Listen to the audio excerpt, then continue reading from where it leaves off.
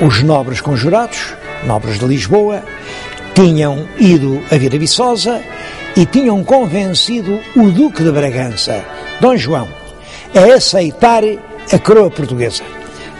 O novo rei mandou imediatamente reunir as cortes em Lisboa e pediu a todo o país que o ajudasse a defender a independência restaurada de Portugal.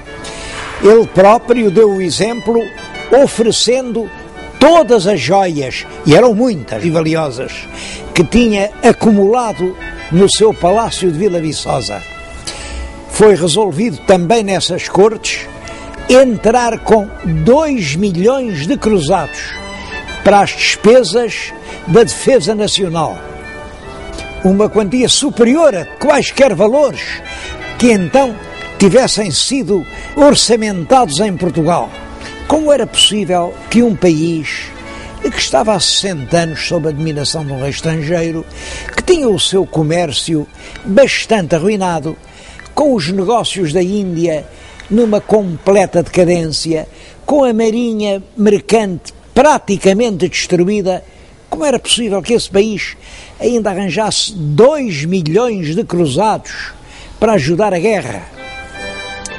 Bom, há uma palavra que explica tudo. Essa palavra é Brasil. Durante a dominação filipina, tinha aumentado muito a exploração económica do Brasil. Nos primeiros tempos eles apenas exportavam pau-brasil, mas não tardou que aproveitassem os terrenos férteis e instalassem os grandes engenhos de açúcar, depois as grandes plantações de tabaco e, em breve, aventureiros portugueses, os bandeirantes, rasgaram os caminhos do sertão e foram para o interior, onde criaram grandes manadas de gado que fizeram do Brasil o principal fornecedor de cabedais da Europa. Entretanto, em Portugal, a guerra continuava. Foi uma longa guerra que se prolongou durante 27 anos. Houve ocasiões de grande perigo, em que uma espécie de mobilização coletiva trazia às fileiras milhares de homens que eram armados à pressa e que travaram as grandes batalhas da Guerra da Restauração. Eu estou a falar-lhes nisto diante da porta da Fortaleza de Estremoz, porque as campanhas mais importantes deram-se aqui no Alentejo. Foi por esta porta que saíram as colunas de camponeses armados e soldados regulares que foram a correr e em Elvas obrigaram um exército com 30 mil soldados regulares que cercava completamente a cidade a levantar o cerco e entraram na cidade sitiada. Essa ajuda popular foi decisiva. Bom, também acontecia que do lado espanhol havia grandes dificuldades. Tinham-se acabado as minas de prata do Peru, a Espanha estava envolvida em conflitos militares numa grande parte da Europa, tinha que atender a várias frentes e isso nunca tornou possível que concentrassem todos os esforços em subjugar a revolta de Portugal. A guerra custa sempre muito dinheiro e as dificuldades económicas refletem-se sempre no plano político. São essas dificuldades que explicam que em 1668 o rei, que é o Afonso VI, um homem muito diminuído, foi deposto do trono e substituído pelo irmão, Dom Pedro II, e é Dom Pedro que nesse mesmo ano estabeleceu um acordo de paz com a Espanha. A Espanha reconhecia finalmente a independência de Portugal, mas logo depois de feita a paz, em 1668, o Conde da Ericeira procura restabelecer a independência de Portugal sob o ponto de vista económico. Cria fábricas de papel, fábricas de vidro, fábricas de cortumes, os cabedais, os arreios dos cavalos são feitos em Portugal, fábricas de sedas. E durante o século XVII e até aos princípios do século XVIII, todos os portugueses tinham orgulho em andar vestidos com roupa feita em Portugal. Isso, sim, era a verdadeira independência.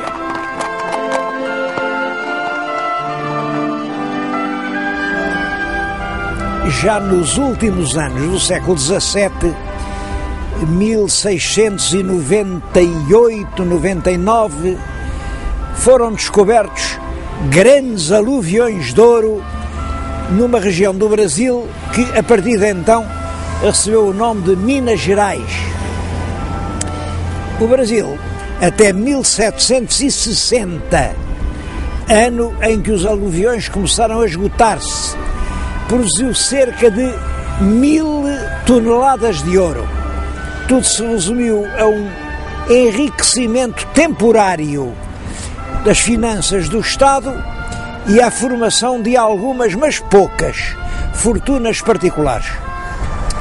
O rei Dom João V, que reinou em Portugal durante toda a primeira metade do século XVIII, com esses recursos, promoveu a construção de algumas grandes obras públicas. A mais célebre é este convento e palácio de Mafra, que ocupa realmente quase todo o reinado e que absorveu uma grande parte dos recursos vindos do Brasil. Construiu-se no Rio de Janeiro o Palácio do Governo, que é também uma outra grande construção. Além disso, fez-se o Aqueduto das Águas Livres, mas esse já com dinheiro do Real d'Água, portanto um tributo popular. O rei também, com o dinheiro do Brasil, pôde intervir em alguns problemas europeus, como na Guerra da Sucessão de Espanha e, por exemplo, na defesa da Europa contra os turcos, na Batalha Naval do Cabo de Matapã, que destruiu a armada turca e salvou a Europa de uma ameaça iminente. Uma excelente imagem para ilustrar essa política de prestígio do rei Dom João V é o coche que está junto de mim. Chama-lhe o Coche dos Oceanos e foi construído para tomar parte numa embaixada mandada pelo rei de Portugal ao Papa no ano de 1716. Chamam-lhe Coche dos Oceanos porque na parte de trás tem o Oceano Atlântico a dar a mão ao Oceano Índico. E esta cena é presidida por Apolo. É uma alusão evidente ao papel que Portugal tinha tido nas navegações. Há aqui outros coches dessa época e, designadamente, um dos coches em que o próprio rei Dom João V se deslocava nas suas cerimónias na corte de Lisboa.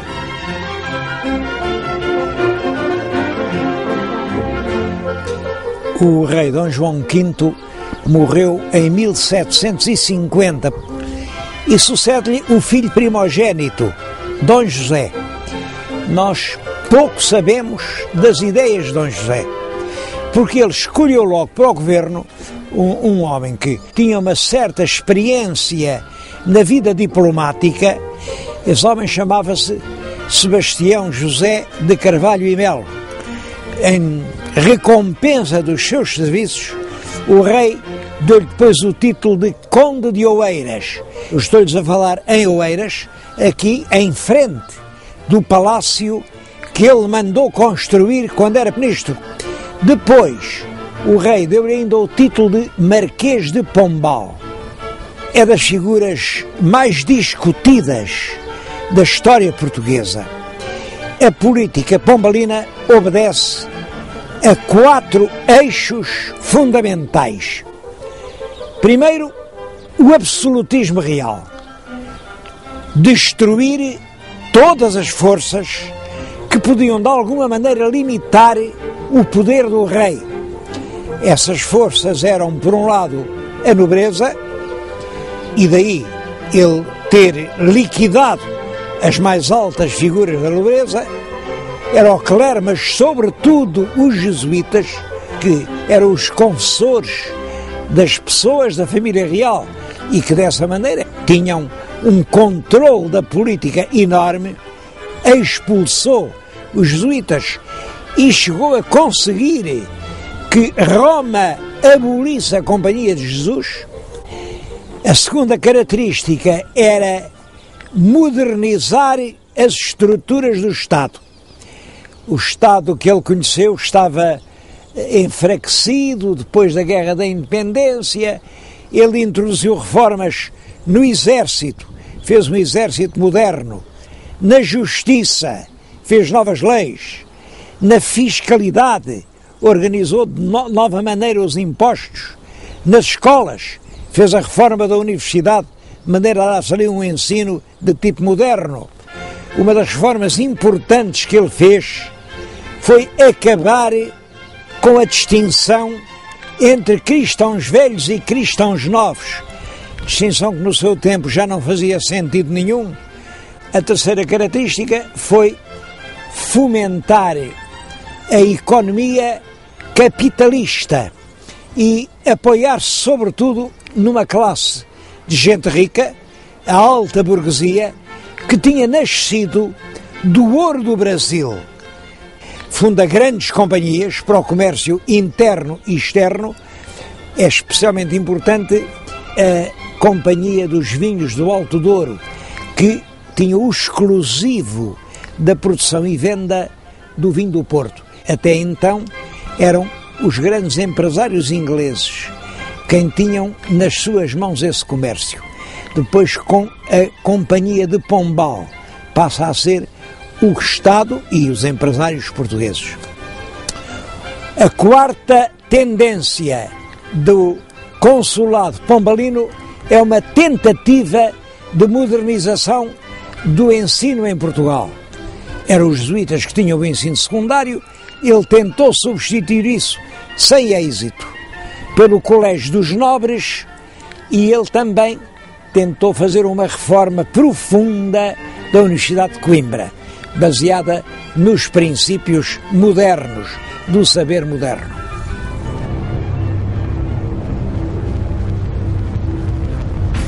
A coisa mais importante desses 25 anos é o terremoto que no dia 1º de novembro de 1755 arrasou Lisboa. Foi realmente um sismo de extrema violência. A seguir ao sismo, um incêndio começou ali nos restauradores, varreu toda a cidade e o centro de Lisboa ficou reduzido a um montão de escombros fumegantes. Ele foi o único membro do governo que, perante a catástrofe, não fugiu de Lisboa. Permaneceu a trabalhar. Atribui-se-lhe a frase célebre quando as pessoas aterradas diziam: então e agora? Ele dizia: agora enterram-se os mortos e cuida-se dos vivos. E esta Lisboa, tal como nós hoje a conhecemos, nasceu dos planos quase pessoais do Marquês de Pombal. De qualquer maneira, é uma cidade que reflete claramente a ideia que Pombal tinha do Estado. Casas todas da mesma altura. Nem sequer as igrejas podem ser mais altas. Linhas retas, ângulos retos. A cidade é geométrica, como o poder. O poder não tem curvas. É essa a filosofia de Pombal. Para impor essa filosofia, ele teve muitas vezes que usar de métodos brutais. É o caso da chacina da família Távora, que ele incriminou num atentado que realmente alguém fez contra o rei. Nunca ficou claro que os Távoras estivessem realmente metidos nisso, mas eles foram cruelmente executados num patíbulo armado em Belém. Ele mandou enforcar dezenas de pessoas, incluindo mulheres grávidas, para se mostrar que o povo também tinha que ser fiel ao rei. A ação de Pombal durou 27 anos, visto que, quando o rei morreu, em 1777, a rainha mandou-o julgar e não o condenou, atendendo aos serviços que ele tinha prestado ao rei Dom José, mas deixou-o no seu exílio de Pombal. A nova rainha quis manter durante o seu reinado os rumos fundamentais da época pombalina: proteção ao comércio, à navegação e à cultura. Eu penso que um bom lugar para falar da época de Dona Maria I é este em que estou, que é os jardins do Paço Real de Queluz. Esta fachada que estão a ver foi posta assim, com este aspecto, precisamente para o casamento da Rainha Dona Maria I.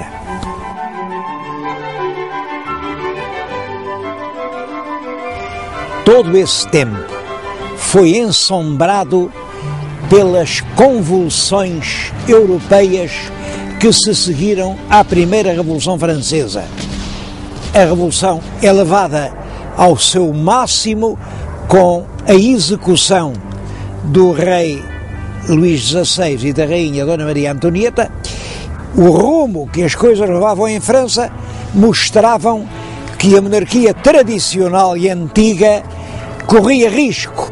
Por isso, a Áustria, a Inglaterra, a Prússia, a Rússia, a Espanha uniram-se todas em sucessivas coligações para derrubar o regime revolucionário da França.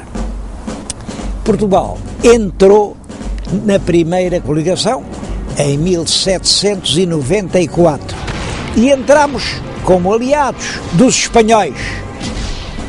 É a chamada Guerra do Roussillon. Quando aquilo começou a correr mal, o governo espanhol faz as pazes com o governo francês e passa-se para o lado do governo revolucionário, e nós ficamos em guerra com um inimigo muito maior do que nós. A grande inimiga da França era a Inglaterra, e nós também não nos podíamos zangar com a Inglaterra, porque a Inglaterra era a verdadeira rainha dos mares, e nós nessa altura dependíamos economicamente da nossa ligação com o Brasil. Mas é claro, os franceses cada vez exigiram mais. Em 1806 decretaram o bloqueio continental. O bloqueio queria dizer isto: nenhum porto europeu aceitava nas suas águas navios ingleses. Portugal teve que aceitar, mas de facto os ingleses nunca cumpriram as regras do bloqueio e continuaram a usar os portos portugueses como se lhes pertencessem. Em 1807 a França exigiu mais. Exigiu que Portugal declarasse a guerra à Inglaterra, que apreendesse todos os bens ingleses existentes em Portugal e que metesse na cadeia todos os cidadãos ingleses que se encontrassem em território português. O nosso governo, mais uma vez, fingiu que sim, que ia fazer isso. É claro que não prendeu ninguém. Entretanto, o governo francês, onde nessa altura já pontificava uma grande figura de militar, o jovem general Napoleão Bonaparte, vendo que não era possível obter uma adesão forte de Portugal à sua causa, ordenou a invasão de Portugal. E no dia 29 de novembro do ano de 1807 entrou em Lisboa uma coluna de tropas francesas comandada pelo general Junot.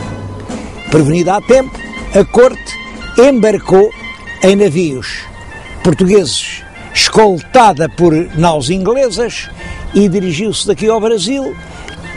Rio de Janeiro foi durante 14 anos, desde 1808 a 1822, a verdadeira capital da monarquia portuguesa.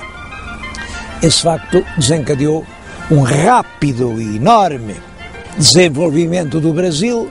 A rainha tinha enlouquecido e quem governava era o filho Dom João. O primeiro ato do príncipe regente é declarar os portos brasileiros abertos à navegação de todas as nações amigas de Portugal e do Brasil, é claro que era a Inglaterra. Mas, na verdade, essa medida significava, de facto, a independência económica do Brasil. Em França, a política tinha evoluído muito, porque daquela república revolucionária e sangrenta tinha-se passado a um diretório, porque na base da revolução estava a classe média, a alta classe média, queria paz, queria ordem para fazer negócios. E é isso que exprime o diretório. Do diretório passa-se ao consulado. O consulado é já uma forma de ditadura pessoal, onde se impõe Napoleão Bonaparte. É Bonaparte quem tem um plano de reforma da Europa, sob a forma de uma grande monarquia de família. Dentro dessa ideia, ele nomeia o irmão José rei de Espanha. Esse facto provoca um levantamento brutal de toda a população espanhola. A data é o 2 de maio.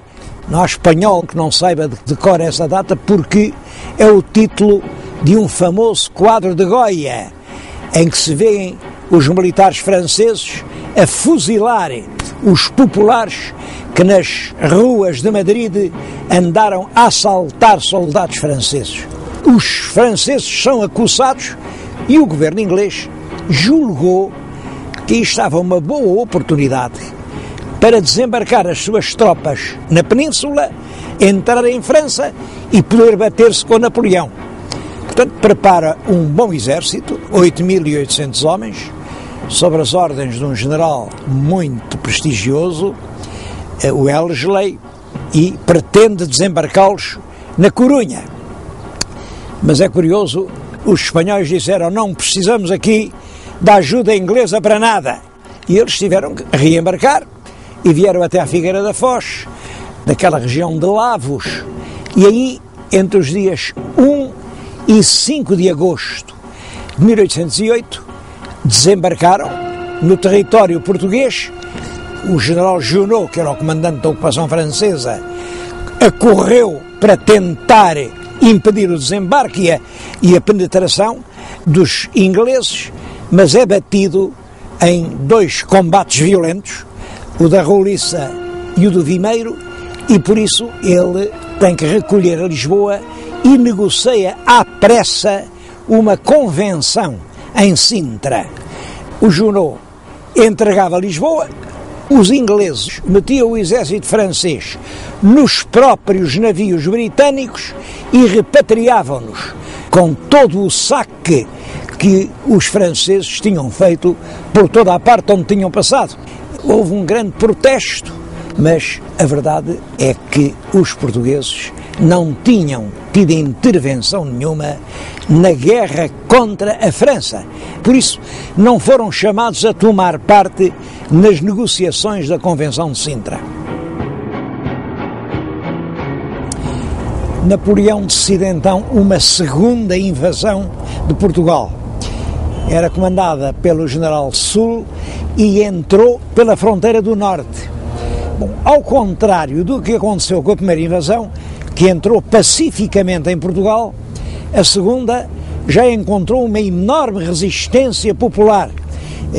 O povo das aldeias, mal armado, esperava os franceses, sobretudo nas passagens dos rios, e o general Soult teve dificuldade em entrar no porto. Conseguiu entrar, por sinal que essa entrada ficou marcada por uma tragédia. A multidão, espavorida, fugia por uma ponte de barcas. A ponte rompeu-se, ou alguém a interrompeu, e a multidão ia caindo. Isto provocou um número de vítimas enorme. Os ingleses, que estavam instalados em Lisboa, já agora acompanhados por tropas portuguesas, avançam para o norte e o general Soult não tinha forças para aguentar o ataque da força anglo-lusa e retirou. Foi novamente para a Galiza. Passado cerca de um ano, em 1810, Napoleão decide uma terceira invasão. É a invasão comandada pelo Marechal Massena. Dirige-se até à região de Coimbra, onde trava um combate muito violento com as tropas anglo-lusas, é a Batalha do Bussaco. Os franceses não conseguiram romper as linhas anglo-lusas, mas conseguiram contorná-las e dirigiram-se para Lisboa. Mas, entretanto, o Estado-Maior inglês tinha ordenado a construção de umas fortificações, as chamadas linhas de Torres Vedras. Era uma tripla linha de fortificações, muito habilmente dispostas, todas guarnecidas com muita artilharia. Os franceses nunca atacaram frontalmente as linhas, mas estiveram ali até à primavera de 1811 e nessa altura retiraram, mas foram sendo perseguidos pelo exército inglês e português. Essa guerra de Napoleão na Península Ibérica foi fatal para os seus projetos de uma Europa napoleónica, porque as tropas francesas sofreram um grande desgaste aqui, enquanto tinham que se bater aqui, e também na frente leste. Em 1814, a sexta coligação, que era formada pela Inglaterra, pela Áustria, pela Rússia e pela Prússia, conseguiu derrotar completamente Napoleão e chega a entrar em Paris. O imperador é então forçado a assinar a sua abdicação e é levado pelos ingleses para a ilha de Elba. Em Portugal, a guerra causou grandes estragos. Os escritores que se ocuparam do assunto fazem este balanço: cerca de 5.000 mortos, 8.700 feridos graves, 6.500 prisioneiros ou desaparecidos, mas sobretudo é toda a nossa indústria que fica liquidada. É a corte, o rei. No Brasil, aqui quem governam são os oficiais ingleses, e tudo isso cria um enorme mal-estar entre a população portuguesa. Depois da queda de Napoleão, diplomatas e estadistas das nações vencedoras reuniram-se em Viena da Áustria. É a famosa Conferência de Viena de 1814. É na Conferência de Viena que se estabelece o Reino Unido de Portugal-Brasil. Brasil e Portugal passam a ser uma só nação. Com a Revolução Francesa tinha-se dado uma espécie de laicização da cultura. Quem é soberano é o povo, mas o povo são milhões de pessoas, não podem exercer diretamente o poder. A soberania que está no povo é delegada ou deputada em certos representantes. O governo tem que executar e pôr em prática as leis feitas pelos deputados, e há um terceiro poder, que é o judicial. Esta teoria dos três poderes são ideias que chegaram até aos dias de hoje e que ainda hoje estão na base das democracias modernas. É claro que cai Napoleão, mas as ideias continuam a expandir-se por toda a Europa. Começa a criar-se um desejo de que também em Portugal haja um Estado de tipo moderno.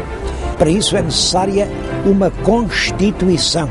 A Constituição é a lei fundamental onde se diz como é que deve ser organizado o Estado. Essas ideias são subjugadas, claro, pelo poder instalado, mas em 1817 há uma primeira tentativa que parte dos militares de Lisboa, mas há um deles que trai o movimento. Os conspiradores são presos e foram todos eles enforcados no Campo de Santana, que por isso ainda hoje se chama Campo dos Mártires da Pátria. De certo modo ligado à conspiração estava um militar de grande prestígio, Gomes Ferreira de Andrade. Era um general português que se tinha batido em França do lado de Napoleão, é certo, era grão-mestre da maçonaria portuguesa, e esse foi enforcado na Torre de São Julião da Barra. essa repressão bastante brutal da conspiração de 1817, é claro que veio intensificar ainda mais o espírito de revolta. Foi aqui na cidade do Porto que um grupo de intelectuais, os intelectuais do Sinédrio, resolveram fazer uma revolução liberal. Essa revolução eclodiu na manhã do dia 24 de agosto de 1820. Na proclamação da revolta dizia-se: vamos convocar cortes para fazer uma Constituição, cuja falta é a origem de todos os nossos males. A revolta triunfou no Porto, pouco depois teve a adesão de Lisboa e todo o país aderiu ao movimento e assim foram eleitas as Cortes para fazer a Constituição de 1822. As Cortes Constituintes foram convocadas, reuniram-se em Lisboa, aqui neste Palácio das Necessidades. Estou-lhes a falar num ponto do Palácio que fazia parte exatamente da sala onde estiveram reunidos os deputados das Constituintes de 1820, e a primeira preocupação é realmente o problema do rei. O rei está no Brasil e as Cortes não admitem que o rei esteja no Brasil. Portanto, intimam-no a regressar a Portugal. O rei Dom João VI aceitou a intimação, embarcou, mas antes disso designou o filho mais velho, Dom Pedro, como regente do Brasil. As Cortes aqui entendiam que o rei não podia designar regentes e, portanto, destituíram-no e exigiram que também o príncipe Dom Pedro regressasse a Portugal. A forma como os assuntos do Brasil foram tratados aqui nestas Cortes revela um completo desconhecimento da realidade brasileira. Perante a ordem de voltar a Portugal, o príncipe Dom Pedro, regente do Brasil, não a aceitou. E no dia 7 de setembro de 1822, quando ia de Santos para São Paulo, no lugar de Ipiranga, fez a famosa proclamação: camaradas, as Cortes de Lisboa querem escravizar o Brasil. Cumpre, portanto, declarar já a sua independência. Estamos definitivamente separados de Portugal. Independência ou morte, seja a nossa divisa.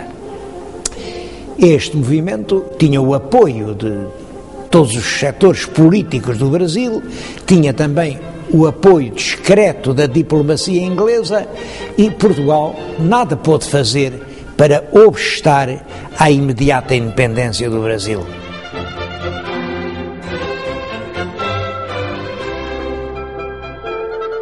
Em maio de 1823, logo no primeiro ano de vigência da nova Constituição, há em Lisboa uma revolta militar. Ficou conhecida pelo nome de Vila Francada, porque o projeto era levar os regimentos da guarnição de Lisboa a saírem da capital, irem-se concentrar em Vila Franca de Xira, e realmente em Lisboa ficou só o Parlamento, que realmente se viu impedido de funcionar. O rei suspendeu a Constituição, dizendo que a maioria do povo realmente não queria a Constituição e tentou manter um governo prudente, o que não era nada fácil. De um lado, havia a população das aldeias, havia o clero, havia muitos comerciantes que estavam realmente desiludidos com a independência do Brasil, havia os grandes proprietários, havia a alta nobreza. Toda essa gente entendia que a Constituição era um mal e que era preciso regressar à monarquia absoluta. Mas também havia as camadas intelectualmente mais evoluídas, uma grande maioria de estudantes da universidade, uma parte pequena do clero, um grande número de oficiais do exército que já estava nessa altura muito doutrinado pela maçonaria, e toda essa gente entendia que a história nunca anda para trás. Era fatal que Portugal entrasse na via das nações modernas com uma Constituição. Dom João VI, discretamente, tentava fazer uma política que contentasse a gregos e a troianos. É isso que provoca uma segunda revolta. A revolta da Abrilada, chama-se-lhe Abrilada porque foi no dia 30 de abril de 1824. Agora é o infante Dom Miguel que reúne na Praça do Rossio todos os regimentos da guarnição de Lisboa, vai à casa dos ministros do rei, prende-os e exige abertamente uma mudança de política mais clara. Quem salvou a situação foi o corpo diplomático. Eu estou-lhes a falar agora no Palácio da Bem-Posta. Vem aqui o corpo diplomático, entram forçando as guardas, levam o rei para uma grande nau inglesa que estava fundeada no Tejo, e é desse navio, agora já com a proteção dos ingleses, que o rei chama a bordo o infante rebelde Dom Miguel e lhe dá ordem para sair do país. O infante, sem forças, teve que cumprir a ordem real e exilou-se em Viena da Áustria, onde ficou até 1826, que é a data da morte do rei Dom João VI. O rei deixa 2 filhos varões, Dom Pedro e Dom Miguel. Dom Pedro é o primogênito que deve suceder a seu pai. Mas Dom Pedro não iria trocar o seu trono imperial brasileiro, onde estava com todo o poder, e mesmo que ele quisesse fazer isso, não poderia, porque os brasileiros não consentiriam que o seu imperador fosse outra vez rei de Portugal, porque isso podia representar um perigo para a sua independência. Pouco antes de morrer, Dom João VI assina um decreto nomeando uma junta de regência, que é presidida pela infanta Dona Isabel Maria e que é constituída por políticos muito moderados. A junta de regência o que faz é mandar uma delegação ao Brasil para pedir a Dom Pedro que esclareça a situação. E Dom Pedro julga encontrar uma solução que vai agradar a todos. E para isso estabelece o seguinte: o irmão Dom Miguel deve casar com a filha dele, Dom Pedro, a princesa Dona Maria da Glória, que nessa altura tem apenas 7 anos de idade. Depois de jurar os esponsais, deve voltar a Lisboa, passar a exercer a regência do reino durante a minoridade da rainha e, além disso, deve jurar cumprir a Carta Constitucional. A grande diferença entre a Constituição, que sai do povo e é imposta ao rei, e a Carta Constitucional, que é outorgada pelo rei e concedida ao povo, está exatamente no papel do rei, que é o verdadeiro soberano, embora mantenha uma Câmara de Deputados e uma Câmara de Pares. Dom Miguel, em Viena, recebe essas notícias, celebra os tais esponsais, jura a carta e todos confiam em que a paz vai reinar em Portugal. Mas aqui a rainha Dona Carlota Joaquina também não tinha perdido o tempo, era ela quem estava à frente dos elementos que pretendiam manter um estatuto de monarquia absoluta. Portanto, quando Dom Miguel chega, ele é recebido com grandes manifestações populares e com o pedido de que se faça aclamar já rei, mas rei absoluto. Ele aceitou isso e no dia 18 de julho de 1828, foi aclamado rei de Portugal. A partir desse momento, o nosso país vê-se numa triste situação. É que tem dois monarcas.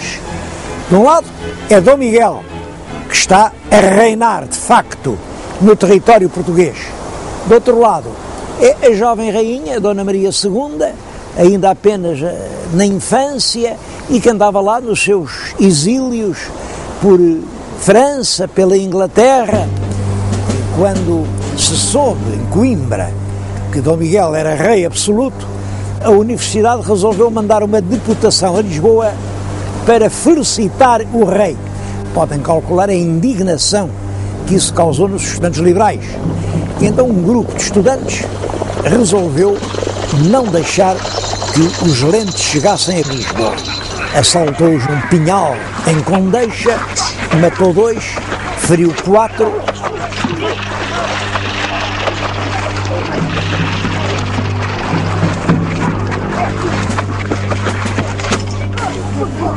Os rapazes foram todos apanhados e foram enforcados em Lisboa. Tanto a natureza do crime, alunos que matam os seus mestres, como a ferocidade da repressão, causaram uma imensa emoção no país. É também nesse clima de consternação que se dá uma grande revolta militar. Os oficiais, em grande número, mais cultos, já eram liberais, e os quartéis de toda a parte, quase todos eles, tomaram posição contra Dom Miguel. Eu estou a falar-vos aqui exatamente num quartel desse tempo.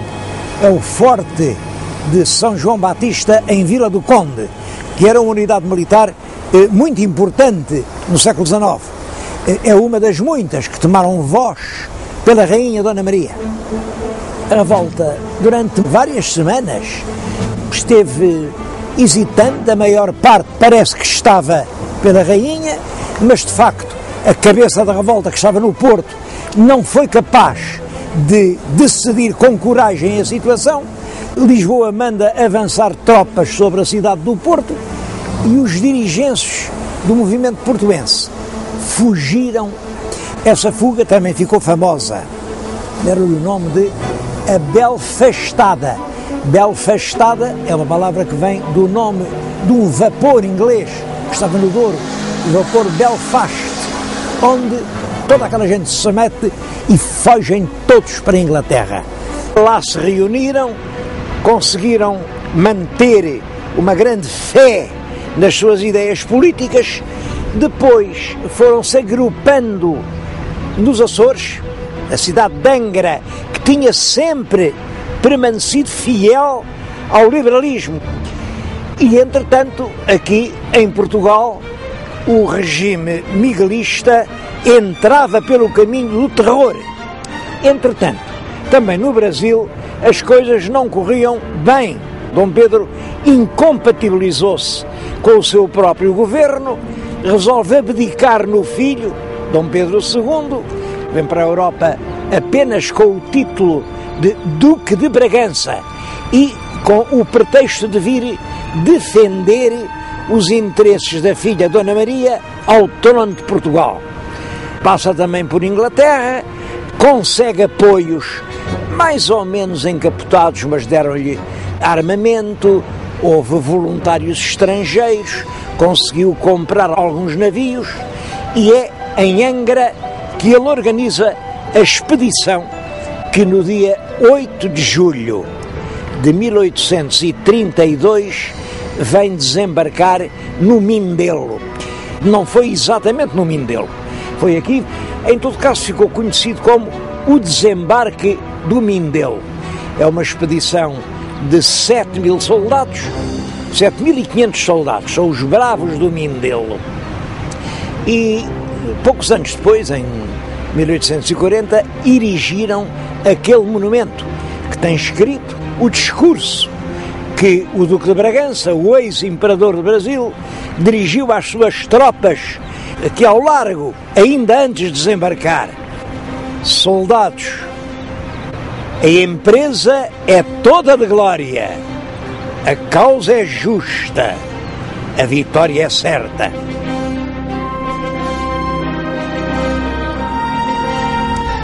Dali marchou para a cidade do Porto, onde entrou sem encontrar qualquer oposição. Mas Dom Pedro esperava uma recepção entusiástica, não só no Porto, mas em todo o país. Pensava que o povo português estava subjugado por um poder tirânico e cruel e que, portanto, ia aclamá-lo como um libertador. Bom, e essa previsão não se confirmou. Pelo contrário, as camadas populares, que em grande parte estavam ainda sob a influência da Igreja e do clero, mostravam-se bastante reticentes, bastante receosas dos liberais, porque viam na Revolução uma ameaça, como então se dizia, ao trono e ao altar. Dom Pedro e o exército liberal viram-se, portanto, cercados dentro da cidade do Porto durante cerca de um ano. O que estamos a ver agora é um desenho feito por um oficial miguelista que nos mostra um grande canhão do exército de Dom Miguel a fazer fogo sobre a cidade do Porto. A certa altura veio uma epidemia de cólera morbus que fez centenas de vítimas e a desproporção das forças era realmente enorme. O exército de Dom Miguel era de perto de 80 mil homens, ao passo que o exército liberal não tinha mais de 7 mil combatentes. No verão de 1833, a derrota dos liberais parecia iminente.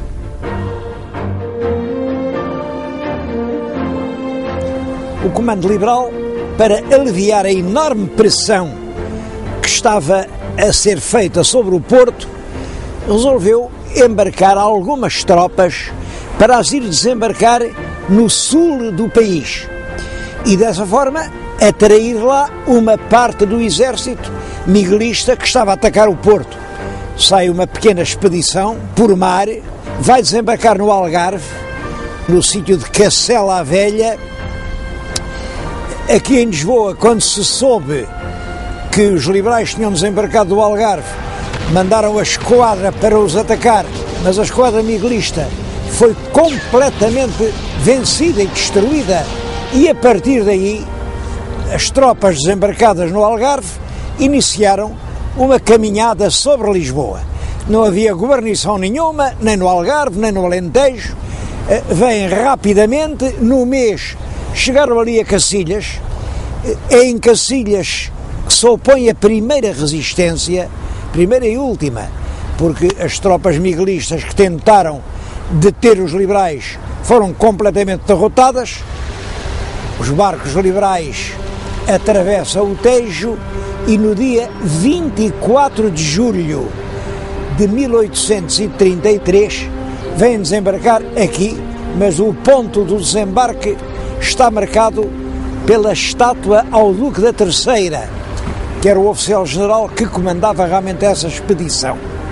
Também a avenida que começa aqui chama-se Avenida 24 de Julho.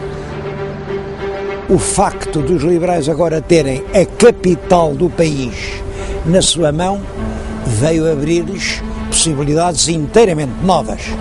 Os miguelistas ainda tentam defender-se durante algum tempo, mas em 26 de maio de 1834 os generais miguelistas são obrigados a assinar a Convenção de Évora-Monte.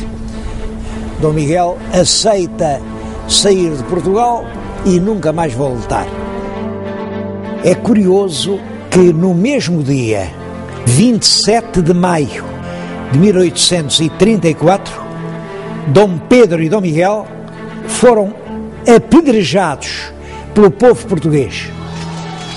Dom Miguel era o vencido e quando estava a embarcar em Sines, no escaler que o levava depois para o navio inglês, a multidão, enfurecida, deitava pedras que não o atingiram, porque um esquadrão de cavalaria liberal mantinha o povo à distância e, portanto, ele não pôde ser atingido.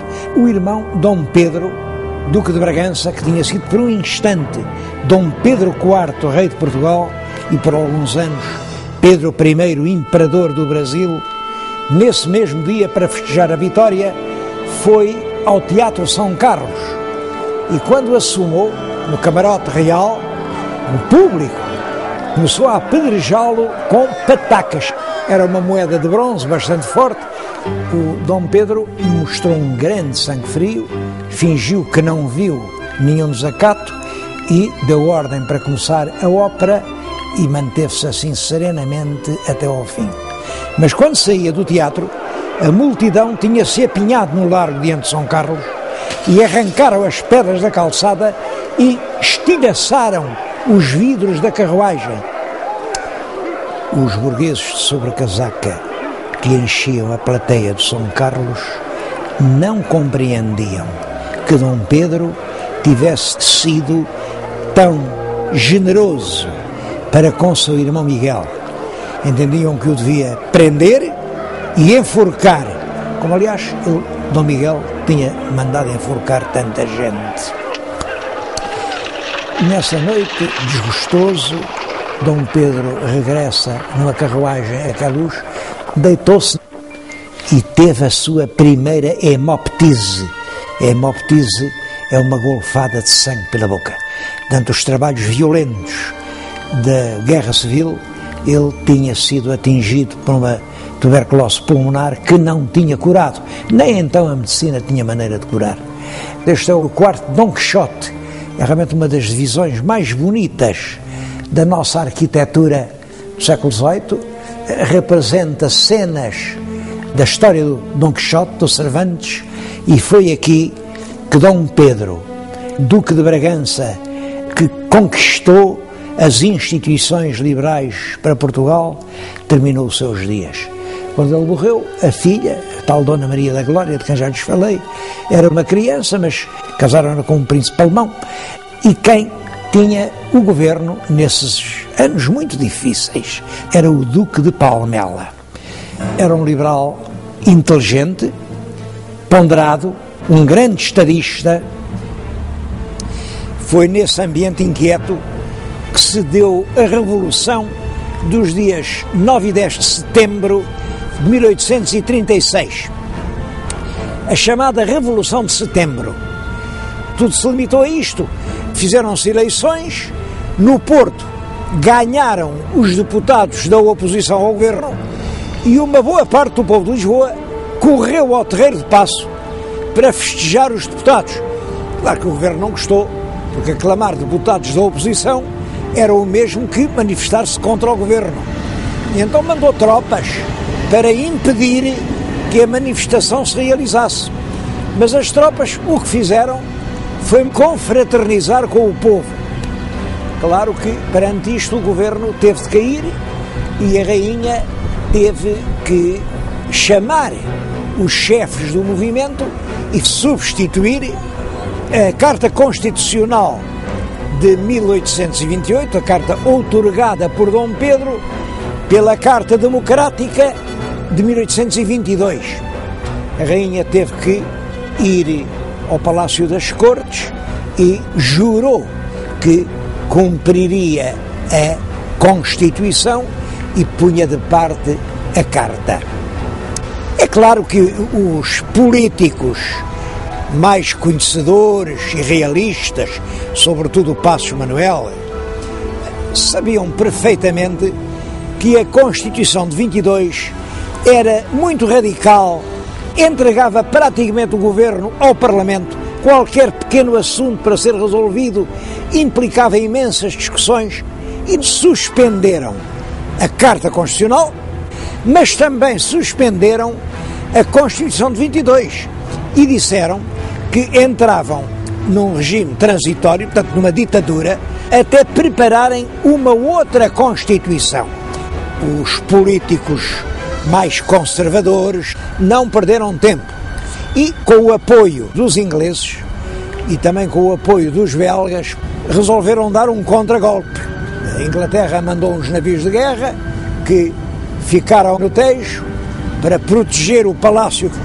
A rainha chamou o governo e disse-lhes: pronto, agora está suspensa a vossa revolução e volta a entrar em pleno vigor a Carta Constitucional. Mas os revolucionários, que tinham realmente o apoio do povo, juntaram milhares e milhares de pessoas, marcharam sobre Belém e aqui a rainha, sem tropas para se defender, foi obrigada a desistir do seu contragolpe. É isso que se chama a Belenzada, que se passa ainda no ano de 36 e que marca o triunfo das forças populares do lado mais democrático da Revolução Liberal.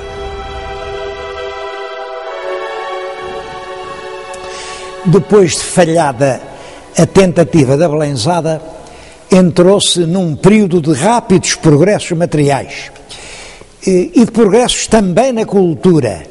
O governo fez medidas de proteção ao ensino primário e criou muitas escolas. É nessa altura que são fundados os primeiros liceus portugueses, é fundada a Academia de Belas Artes no Porto, a Escola do Exército em Lisboa e, em especial, a Escola Politécnica de Lisboa, que veio instalar-se no mesmo edifício onde o Marquês de Pombal tinha instalado o Colégio dos Nobres. Já o Pombal utilizou o edifício que tinha sido construído pelos jesuítas para o noviciado da Cotovia. O homem que está à frente de toda essa política de grandes melhoramentos é Passos Manuel, que é realmente um homem lúcido, mas que abandona o governo. Ele preparou o texto de um decreto para o Parlamento em que criava o lugar de subsecretário de Estado, porque entendia que os ministros tinham muito que fazer e tinham que ser coadjuvados por subsecretários de Estado. O Parlamento entendeu que era despesa a mais e reprovou o decreto. Então, o Passos Manuel, o nome dele era Manuel da Silva Passos, abandonou o governo.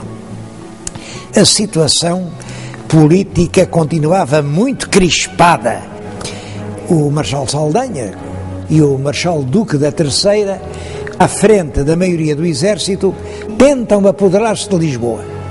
Mas o governo dispunha de tropas e até dos batalhões populares, fez-lhes frente e vieram a travar uma batalha sangrenta, morreu muita gente no chão da feira, perto da Vila da Batalha. Foram derrotados e abandonaram o país. Entretanto, em Lisboa, tinham já concluído a nova Constituição de 1838. Tentava estabelecer realmente harmonia entre as várias tendências políticas do país, mas pouco tempo durou, porque, entretanto, Costa Cabral, o Ministro da Justiça, no Porto, proclama solenemente em vigor a Carta Constitucional. É claro, é um golpe de Estado que deixou perplexas as forças de Lisboa, mas poucos dias depois Lisboa adere e assim se regressa ao cartismo, depois do breve intervalo aberto pela Revolução de Setembro. Costa Cabral foi um dos políticos portugueses mais polémicos do século XIX. Começou realmente a sua vida política como chefe dos arsenalistas. Os arsenalistas eram trabalhadores do Arsenal de Lisboa e que se tinham organizado numa espécie de milícia que dispunha até de baterias de artilharia. Os arsenalistas chegam a ser realmente uma preocupação para o governo e ele entra no governo como Ministro da Justiça para esmagar os arsenalistas. Em março de 1838, as tropas do governo conseguiram atrair o batalhão dos arsenalistas ao Rossio, rodearam-no de forças de todos os lados e ali metralharam-nos. Houve muitas vítimas e desde então os arsenalistas dissolveram-se. Mas a verdade é que essa viragem súbita da ponta extrema-esquerda do espectro político português para a extrema-direita do cartismo mais intransigente, valeu-lhe muitas inimizades. Há centenas e centenas de caricaturas em que lhe chamam tudo, a começar por ladrão. Prestou grandes serviços ao país e a ele próprio. Eu estou-lhes a dizer isso aqui num pedaço do claustro do Convento de Cristo em Tomar, que ele comprou. Depois, dentro da severidade do claustro, instalou uma confortável residência burguesa e esteve na posse da família até que, em 1939, isto foi a leilão, ia ser arrematado aqui por um proprietário, um menos gordinho, uma bagatela. E quando ia a terminar o leilão com a terceira martelada, um sujeito que estava ao fundo da sala, vestido de preto, que ninguém sabia quem era, mas que o Ministro das Finanças tinha mandado ao leilão, antes da terceira martelada disse: alto, ópito por parte do Estado. Desde então, este monumento nacional é outra vez nacional.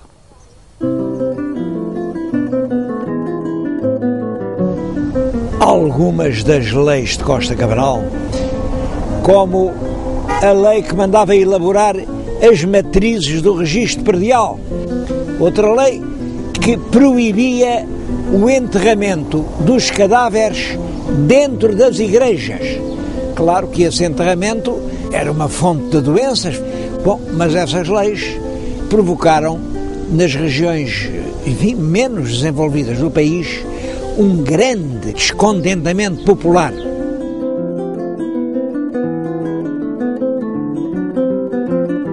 Estou na Póvoa do Lanhoso, diante da estátua da Maria da Fonte. Bom, eu acho que Maria da Fonte era apenas uma expressão que nasceu para explicar, para designar a mulher do povo. A mulher que ia à fonte com a bilha à cabeça, era a simples filha do povo. Bom, porque realmente foram essas mulheres que não tinham nem partido, nem política, nem nada, que desencadearam aqui, nesta freguesia da Póvoa do Lanhoso, em 1846, uma revolta. Tinha vindo a lei que não deixava enterrar as pessoas dentro da igreja, mas um grupo de mulheres corajosas disseram: qual história? Então vamos enterrá-la aí no campo, num buraco, assim enterram-se os cães. Não, vamos. Abriram violentamente as portas da igreja e, contra a vontade das autoridades e até do padre, fizeram o enterramento lá dentro. Rapidamente, essa atitude de revolta alarga e por todo o Minho começam grupos de mulheres a não deixar fazer os enterros nos cemitérios e a obrigar a enterrar dentro da igreja. Começam a assaltar as conservatórias do registro civil, porque diziam que aquele registro que eles estavam a fazer, propriedade a propriedade, tem tantas oliveiras, tem tantos pés de vinha, aquilo era para vender o país aos ingleses. É todo o país, ao norte do Tejo, que se levanta numa revolta imensa. Por detrás do descontentamento do povo ingênuo estavam os partidos que aproveitaram aquele levantamento popular para derrubar o governo. Uma das cantigas que se cantavam nessa altura era: olha, a Maria da Fonte não é mulher como as mais, traz pistolas à cintura para matar os cabrais. Esse ódio aos cabrais vinha dos setembristas, mas foi indispensável mandar embora os cabrais. A verdade é que a rainha demeteu o governo, mas 2 ou 3 meses depois voltou a chamar o mesmo pessoal político. A esse regresso do pessoal demitido em consequência da Revolução da Maria da Fonte, chamou-se a emboscada. A emboscada, porque a verdade é esta: a rainha tinha prometido mandar embora os cabrais e afinal não fez. E a emboscada provocou uma indignação enorme. É a revolta da Patuleia. Esta palavra Patuleia tem originado umas certas especulações. Há até aí livros onde se diz que Patuleia vem de pata ao léu. Isto é um disparate completo, porque nessa altura toda a gente andava com os pés descalços. Toda a gente do povo, naturalmente. O povo andava com o pé descalço. Portanto, Patuleia é um espanholismo. A palavra aparece em Espanha, na mesma altura, meados do século XIX, e Patuleia quer dizer tropa indisciplinada. A verdade é que a Patuleia ia ganhando a guerra. A guerra durou quase um ano, desde outubro de 1846 até junho de 1847. Durante todo esse tempo, os portugueses mataram-se uns aos outros. Quando as tropas da Patuleia estavam prestes a apoderar-se de Lisboa, intervêm as grandes potências da Europa da Quádrupla Aliança. Quádrupla Aliança é um nome muito solene para designar um acordo que existiu entre a Inglaterra, a França, a Espanha e Portugal. Estes 4 países puseram-se de acordo e obrigaram os adversários a fazer as pazes. Eles reuniram-se num edifício nos arredores do Porto, que é num lugar do Gramido, fica perto do Rio Douro, e ali se assinou a Convenção do Gramido. Em junho de 1847, punha assim termo a uma guerra civil com o qual ninguém teve nada a ganhar. Esse período de revoltas e contra-revoltas, de constantes choques políticos e lutas fratricidas entre os portugueses, só tem o seu ponto final com a regeneração.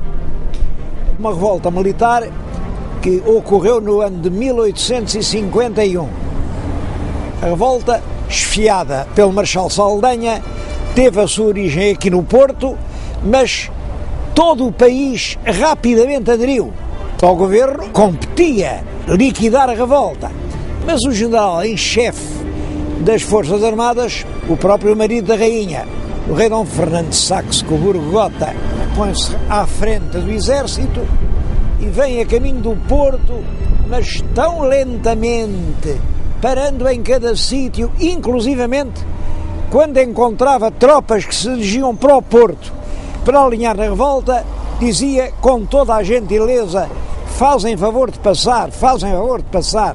Bom, é claro que tudo indica que o próprio rei Dom Fernando estava metido nessa conspiração, à qual não foi alheio um homem muito inteligente, que era Alexandre Herculano.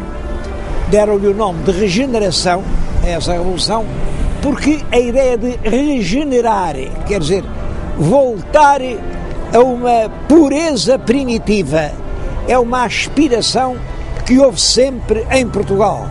Chamou-se regeneração à Revolução de 1820, chamou-se regeneração à usurpação de 1828, chamou-se regeneração ao triunfo liberal, chama-se regeneração agora, esta revolta de 51, vai-se chamar sempre regeneração a toda a transformação política, o que significa todas elas pretendem que estão a voltar a um passado, mas a um passado limpo de todos os seus males, de todos os seus vícios. Logo no ano seguinte, em 1852, foi decretado um ato adicional à Carta Constitucional, que veio atenuar muito as discordâncias que havia entre cartistas e setembristas.